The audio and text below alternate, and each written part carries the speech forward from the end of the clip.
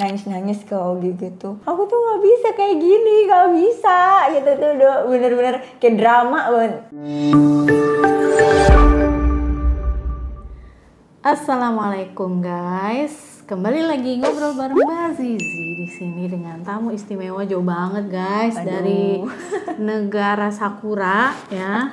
Konnichiwa, bukan konnichiwa, udah malam. Konbanwa. Arigatou gozaimashita, udah mampir ke rumah konseling sini ya. Siapakah beliau? Dia adalah Ica. Siapa? Adik sepupu dan mantan admin rumah konseling. Ya 4 tahun loh guys jadi admin, makanya beliau lah yang paling tahu gimana drama-dramanya klien-klien kami ya ketika minta didaftarin atau dikasih jadwal untuk konseling dengan psikolog-psikolog kami ya. Jadi Dari awal-awal rumah konseling dirintis ya. iya, itu juga jadi pelajaran ya untuk bisa menghadapi dunia sekeras Jepang ya. Aduh, sangat kepake banget. Jadi, nah apa nih yang mau kita obrolin malam ini? Pasti teman-teman bertanya-tanya. Saya sebenarnya dari dulu udah penasaran banget sih. Apa sih sebenarnya yang dirasain pengantin baru harus merantau ke luar negeri gitu? Karena kalau di dalam negeri aja tuh banyak banget dramanya dan fenomena adaptasinya. Nah ini harus ke luar negeri. Meskipun saya juga dulu mengalami itu ya. Tapi di negara yang jauh dari budaya seperti Indonesia, yang punya budaya kerja keras gitu ya, dengan etika yang begitu sangat normatif gitu, terus kita harus menyesuaikan diri, belum tahu bahasanya lagi. Nah, for your information guys, jadi Ica ini ke Jepangnya itu setelah menikah, jadi diajak suaminya. Suaminya ngapain di sana, Ca? Lagi kuliah S3 sekarang. Dulu tuh waktu sebelum nikah sih baru lulus S1 ya. Jadi malah belum lulus pas ngelamarnya. Jadi harus lulusin dulu S1-nya baru dia nikah gitu. Jadi pas mau nikah itu proses masuk S2. Oh gitu. Tahun berapa tuh nikahnya? Tahun 2019 akhir.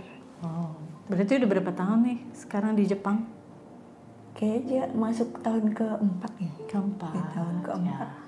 Wow, apalagi di tahun 2020 udah mulai COVID ya. Ya, pandemi lumayan berat ya adaptasinya.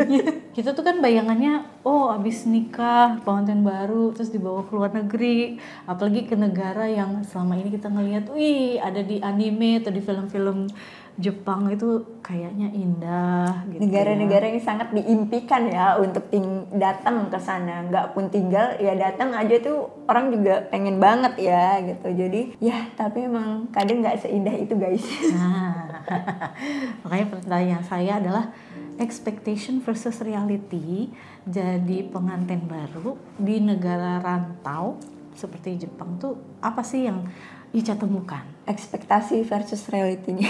Kalau ekspektasi ya pasti emang kita yang mikirnya yang happy ya, yang senang-senang, wah bisa enak nih jalan kemana-mana gitu, bisa kumpul-kumpul sama banyak teman-teman gitu, bisa kenalan sama orang Jepang gitu, bisa punya teman orang Jepang juga gitu.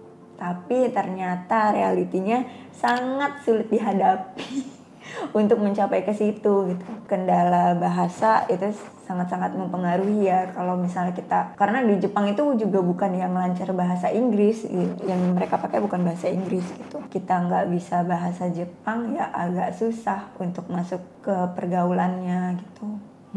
Jadi awal-awal Ica juga udah mencoba belajar bahasa mandiri ya gitu awal-awal karena emang sering ditinggal sama suami ke lab gitu karena dia ngampus ya kan, di rumah sendiri ngapain gitu, ya udah belajar bahasa Jepang tuh, mulai dari yang belajar yang kayak anak TK yang katakana hiragana masih itu semangat banget tuh ngerjain, bener-bener belajar mandiri yang dari YouTube itu kayak merasa bangga banget sama diri.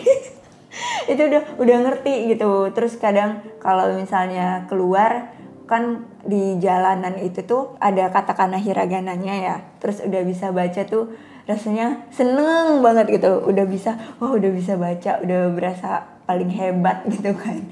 Ternyata udah belajar ketemu tuh setelah selesai katakana hiragana ketemu sama yang namanya kanji. Wah itu tuh kanji benar-benar harus dihafal penulisannya kayak huruf Cina gitu, dan susah, kayak bisa jadi tuh penempatan huruf kanji itu bisa beda arti juga kalau di beda penempatan gitu. Jadi pas udah pede-pede nih kadang jalan sama suami kan dites gitu, coba kamu baca itu apa gitu, terus udah baca nih sesuai yang kita pelajarin gitu, taunya ada kanji di situ yang ternyata bacanya bukan itu kalau penempatannya di situ. Udah deh nggak mau belajar lagi karena salah terus lama-lama kok susah ya, makin susah gitu ketemunya, jadi ini deh mundur lagi. Terus akhirnya karena emang ya tuntutan ya gitu, pengen rasanya ngobrol sama orang Jepang, ikutlah kelas bahasa volunteer gitu sih, ada biasanya di satu tempat itu pasti ada gitu. Jadi ada jadwalnya, nah itu tuh diajarin sama orang Jepangnya langsung. Yang mana orang Jepang langsung itu sebenarnya ya yang kayak kakek-kakek, nenek-nenek yang udah gabut gitu kan, mau ngapain lagi gitu. Terus tapi ada juga sih yang muda, jadi dia tuh kayak dapat sensei yang pertama itu dia kerja di majalah fashion. Itu bener-bener fashionable banget tuh orang Jepang yang ibu-ibu gaul kan, dan dia baik banget sih, sabar gitu. Tapi kalau misalnya dapat yang sensei yang udah kakek-kakek, nenek-nenek, sama sekali nggak bisa bahasa Inggris mereka. Jadi belajarnya itu pakai bahasa Jepang dan bahasa isyarat. Bener bahasa tubuh gitu, nggak ada. Kalau misalnya yang tadi yang masih agak mudaan nih si ibu ini kan masih bisa bahasa Inggris ya, tapi walaupun ya broken English gitu, tapi seenggaknya masih ngerti lah kita. Tapi bagusnya orang Jepang itu masih mau berusaha kita biar ngerti gitu, sampai dia mau gambar juga biar kita ngerti, itu dia lakuin gitu. Jadi enaknya itu sih, ya sesuai ekspektasi tuh adalah gitu. Bumbu-bumbunya pasti ada yang nggak sesuai gitu. Ya realitinya seperti itu. Kita pengen wah nanti sampai udah 4 tahun udah lancar dong bahasa Jepangnya. Belum. Pengen nangis. Kayak dari kok udah 4 tahun masih segitu-segitu aja tuh bahasa Jepangnya gitu. Jadi gimana tuh keluar belanja gitu kan. Pasti kan pertanyaan orang, gak mungkin lah gak bisa bahasanya gitu. Terus kamu keluar gimana gitu. Ngerti-ngerti aja. Kalau misalnya ke supermarket ya pasti kan ya dibilangnya kayak ke Indomaret ya, kayak mau kuponnya ada ininya, ada member cardnya enggak, ya standar kan, pasti oh ya udah kita tahu gitu. Terus kalau nominal atau gimana pun ya pasti udah tertera di situ, kita nggak usah nanya-nanya lagi. Jadi ya aman lah gitu. Jadi belum pernah ya ketuker antara botol sampo sama botol bumbu gitu? Oh itu pakai Google Translate sih. Untungnya masih ada. Kalau shampoo sama kayak gitu-gitu tuh masih ada pakai katakananya. Jadi kalau bahasa Inggris tuh masih bisa baca gitu. Tapi kalau yang udah susah itu di ingredient sih, kan nggak semua makanan halal. Jadi tuh PR banget. Kalau kita belanja mungkin di sini tinggal ambil aja. Kalau di sana tuh pasti butuh waktu lebih lama. Agak ribet aja hidupnya gitu. Nggak semudah yang bisa bahasa Jepang. Ekspektasi versus reality berikutnya itu ya pasti ya pengantin baru gitu, pengen wah apalagi baru merantau nih ke Jepang, pasti pengen banget jalan-jalan dibawa kemana-mana gitu. Tapi ternyata guys, jalan-jalan di Jepang tuh mahal. Mahal banget. Jadi kalau kita bandingin nih, aduh mau healing nih gitu, kita ke Bogor aja udah cakep gitu, ke Curug gitu. Tapi ternyata ya di Jepang itu aksesnya itu susah dan mahal. Kalau misalnya kita masih, ya apalagi ya suami masih mahasiswa, mengandalkan beasiswa itu ya tahu ya dompet mahasiswa gimana gitu. Jadi emang ternyata nggak bisa merealisasikan ekspektasi yang sebelumnya gitu.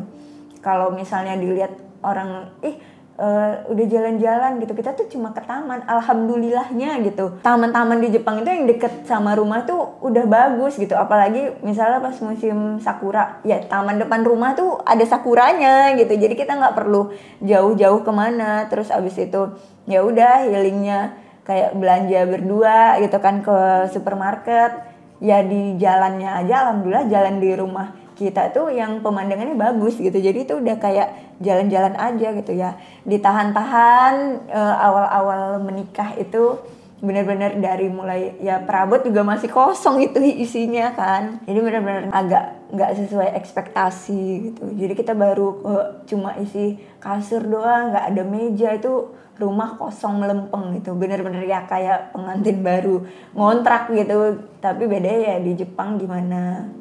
Ya ekspektasi reality nggak seindah itu gitu.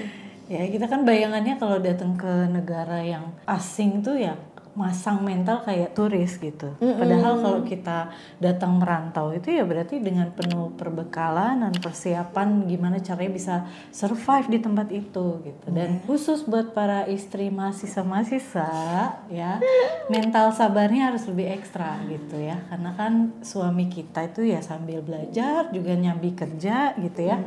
Jadinya kita para istri itu ya harus pengertian juga, dan kalau bisa ya mensupport suami gitu ya. Misalnya bantuin dia ngerjain tugas. Wah itu mah Kak Zizi ya gitu.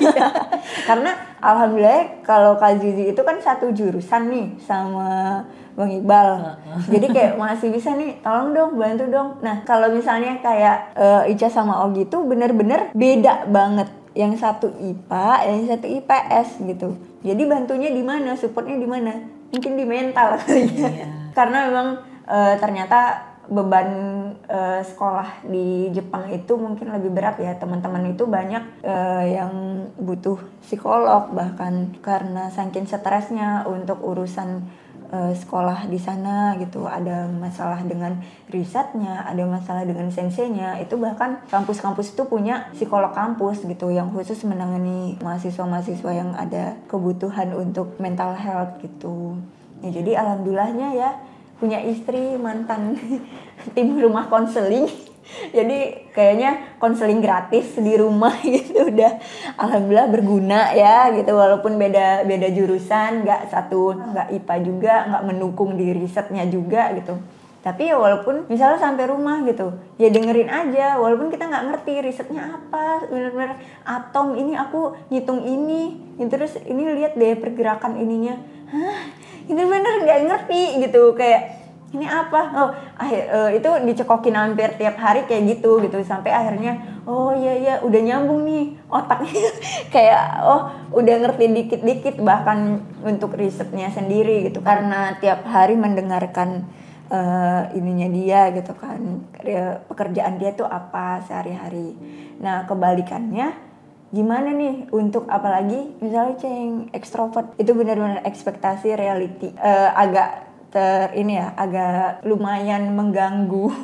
Karena untuk yang ekstrovert itu untuk tinggal di Jepang itu benar-benar agak effort ya gitu. Karena orang banyak pasti bilang, wah Jepang ini tuh surga untuk orang introvert. Iya bener, bahkan ya kita makan sendiri, jalan-jalan sendiri aja tuh nggak aneh gitu. Ada kursinya, disediain sendiri kursinya.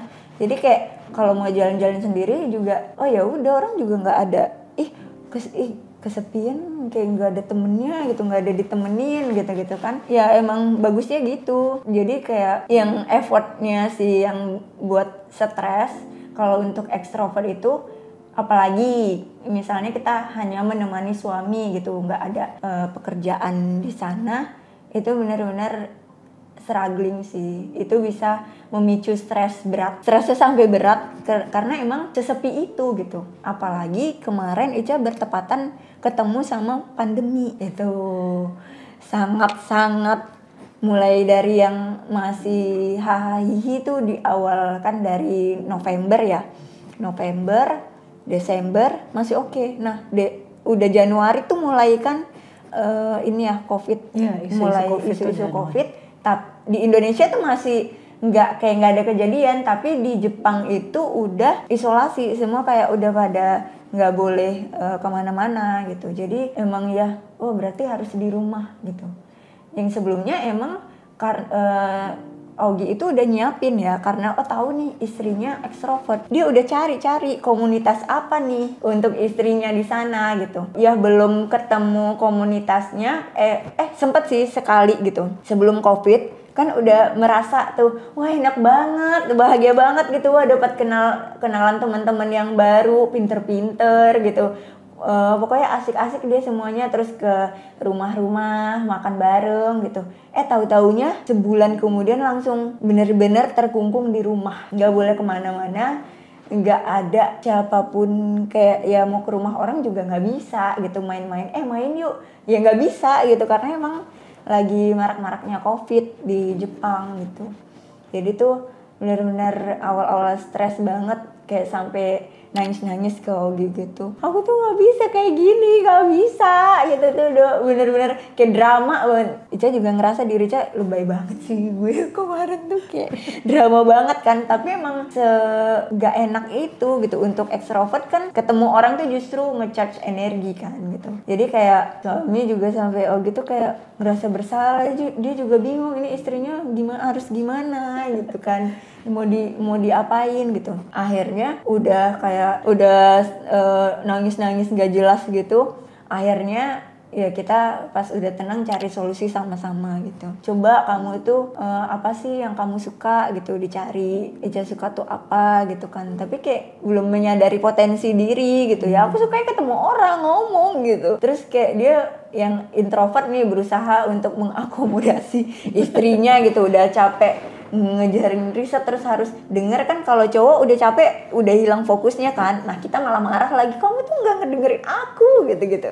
Drama Pak ini ya, pengantin baru pasti ada kayak gitu. Tapi jadinya makin lama udah ada yang problem agak berlarut ya kayak gitu. Terus akhirnya kita mikir lagi, oh ya udah apa ya yang emang aku suka gitu. Terus akhirnya Ogi tuh menginginkan, apa kamu desain aja dulu, kan kamu suka desain gitu. Enggak, males. Awalnya juga males gitu. Tapi akhirnya kan emang ekonomi lagi seret tuh. Tapi alhamdulillah pas ada rezeki kemarin tuh, ini sih dapat bantuan COVID yang Jepang kan.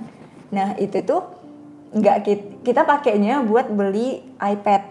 Jadi iPad itu untuk investasi ngapain nih gitu. Jadi bukan untuk hura-hura juga gitu. Jadi ngapain beli iPad gitu, tapi kok pakai dana bantuan? Ya enggak, itu memang sangat-sangat membantu gitu untuk biar orang gak gila di rumah gitu. Jadi ya udah dari iPad itu kita coba sama-sama gitu. Ogi juga mendukung kan.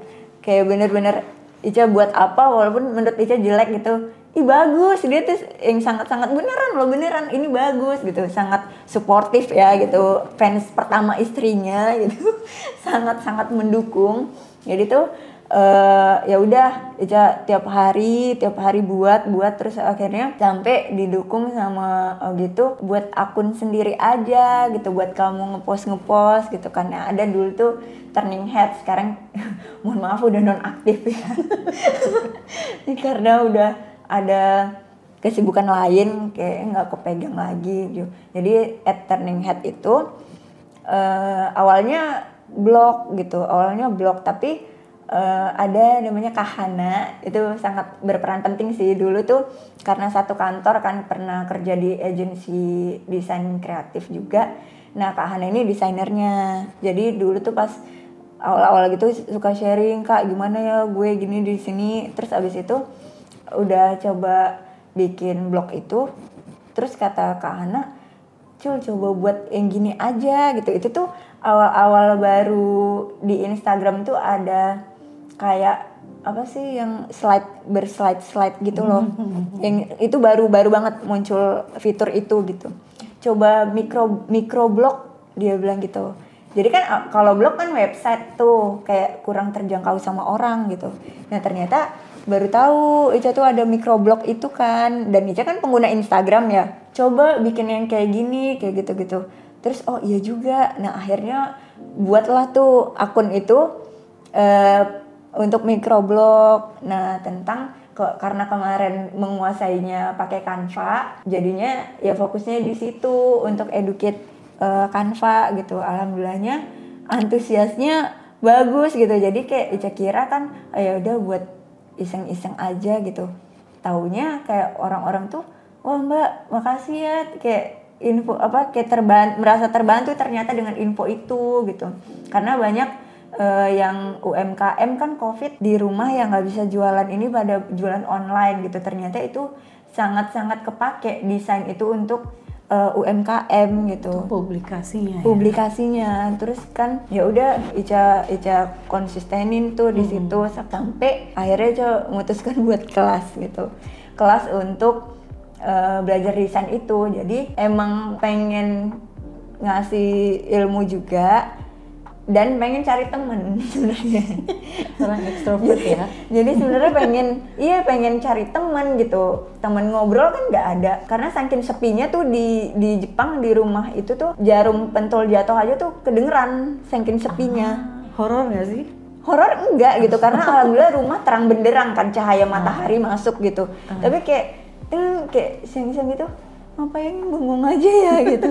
Nah jadi alhamdulillah tuh ya dengan training head itu, kelas-kelas itu juga, bahkan dari kelas itu Ica tuh bisa kenal sama mbak-mbak yang di Jepang yang belum pernah ketemu. Jadi kan awalnya circle-nya circle kampus gitu kan, terus oh Mbak Liza dari ini gitu, terus diundang mereka ke komunitas yang Jepang. Wah gitu, wah Mbak Liza di Tokyo ya, ini gitu, kayak wah akhirnya banyak kenalan sama mbak-mbak itu yang di Instagram, walaupun belum pernah ketemu tapi kayak merasa deket aja gitu, udah merasa akrab kan gitu. Penting banget ya teman-teman kalau nantinya kita menikah tuh harus bersiap untuk hal-hal yang di luar ekspektasi gitu. Sangat. Ya, expect the unexpected gitu. Jadi siaplah untuk terkaget-kaget, siaplah untuk menyesuaikan diri, memasang mental sebagai pembelajar itu juga penting ya. Bayangin kalau kita datang ke sebuah tempat yang kita harus menyesuaikan diri, terus kita menolak untuk beradaptasi, pastinya yang ada kita bakal ngerasa terzolimi lah, ini gimana sih suami yang saranin istri, atau ini gimana sih nasibku kok jadi kayak begini gitu ya. Makanya penting banget ya untuk punya mental pengen belajar terus dan mandiri tentunya ya. Sebagai seorang istri udah tahu suami punya beban studi dan kerja, ya berarti dia harus cari jalur sendiri untuk kesenangan atau yang menyibukkan. Apalagi kalau pengantin baru kan masih semangat sebagai anak muda itu kan menggebu-gebu ya. Jadi alhamdulillah kalau Ica udah mendapatkan hobi baru, ilmu baru. Itu tantangan tersendiri Kazi, karena kita tuh nikah umur 23. Itu termasuk muda di saat teman-teman lagi pada meniti karir, benar-benar meniti karir. Ica kan alhamdulillahnya karena langsung dapat kerja setelah lulus kan, jadi udah ada ngerasain 1 tahun kerja. Tapi ternyata di situ juga halangannya karena jadi post power syndrome. Dulu atau pernah apa kerja, ya? terus jadi berumah terus tangga. jadi tiba-tiba nggak ngapa-ngapain gitu, yang udah rutinitas kayak yang keras banget deh hidup gitu. Nyampe Jepang benar-benar ngandelin suami, ngandelin duit beasiswa. Kita nggak bisa ngapa-ngapain, nggak bisa kerja gitu. Karena ya beberapa istri juga ada sih Kazi yang langsung kerja gitu. Dia langsung ngelamar kerja karena bahasa Inggrisnya bagus. Nah itu juga kendalanya di situ, bahasa gitu. Jadi kadang mindernya di situ. Apa tuh tips-tips buat para istri di luar sana yang mungkin harus menyesuaikan diri dan adaptasi dari dulunya dia bekerja terus dia harus di rumah aja jadi ibu rumah tangga? Yang pertama itu pasti mengenali diri sendiri dulu sih. Kalau kita nggak kenal nih, kita nggak tahu sih mau kita apa, kita sukanya apa, itu bakal sulit gitu untuk memulai ngapain ya gitu. Nah yang kedua itu pastinya mau belajar. Nggak akan mungkin kita setelah kita tahu potensi kita apa gitu, kalau kita nggak mau belajar itu susah sih untuk beradaptasi ke depannya gitu. Jadi yang penting mau belajar ya, walaupun salah, walaupun dikritik, walaupun pasti ada yang nggak suka gitu sama kita. Salah itu sangat wajar gitu. Jadi emang kalau kita salah ya kita minta maaf dan kita belajar lagi. Oh iya di sini ya salahnya. Kita nggak akan ngulangin itu lagi gitu. Terus abis itu nggak menutup diri sama orang lain, apalagi di perantauan. Nah yang terakhir itu kita tuh harus meluaskan sabar seluas samudra. Sangat amat penting, itu tips yang paling penting ya gitu. Karena untuk tinggal di luar negeri, terus nggak ada keluarga siapapun, dan dimana suami bahkan punya kesibukan yang lebih sibuk gitu daripada orang-orang biasanya gitu. Karena emang harus belajar, harus kerja gitu. Nah, ya siapa sih suami yang nggak pengen nemenin istrinya gitu, tapi kan di satu sisi ya pasti dia punya tanggung jawab yang besar gitu. Jadi emang istri harus sabar, sangat sabar seluas samudra gitu, apalagi kalau udah merantau di negeri orang. Oke, gitulah guys obrolan kita dengan Ica. Semoga kita semuanya bisa mendapatkan begitu banyak manfaat, dan buat teman-teman di luar sana yang akan segera menikah dan ada bayangan bakal merantau, semoga tips-tips semua yang diungkapkan oleh Ica bakal bermanfaat ya dan bisa diterapkan ya. Pamit dulu, bye guys.